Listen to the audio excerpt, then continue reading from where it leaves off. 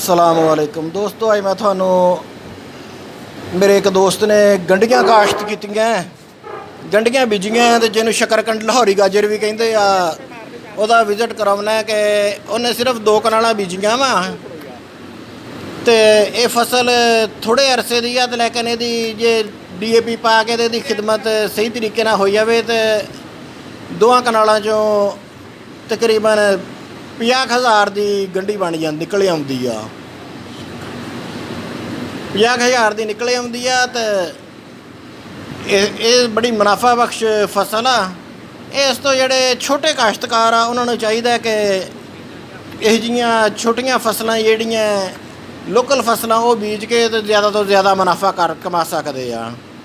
तो ये वास्ते ज़्यादा मेहनत भी नहीं करनी पैंदी, एक बारी बाजारा बना के तो ला लावे तो फिर इनू कोई यदी मुशक्कत नहीं गी, ना कोई यदी इन्नी स्प्रे ही करनी पैंदी आ ते ना बहुती ये खाद ही मंगदियां। बस रूड़ी राड़ी सिट दवे तो नीचे ये शकरकंडी जिहड़ी है फुल हो जाती आ। तो इस तरह दियां होर वीडियो देखने लिए सारे दोस्त मेरे चैनल को सबसक्राइब कर लियो तो नाल घंटी वाला बटन भी नप दिओ। जज़ाकुमुल्लाह खैर।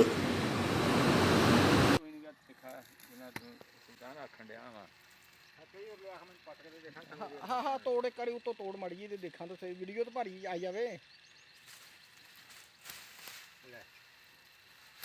पक्का वटा परे कर ले फिर ले जाके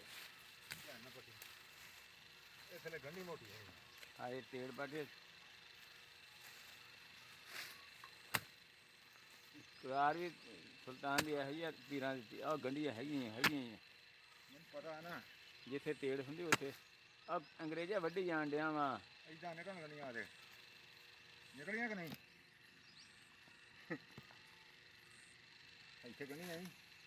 हाँ कल रख नाल ला ला पक्का वटा परे चाके छड़े चखनी उन्हें भी नहीं अंग्रेज ने कहना और गंढियां तीन चार ही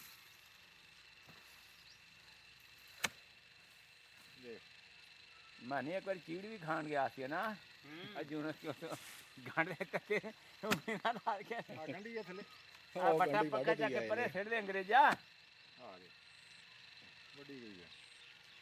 चल बथेरी आ वीडियो।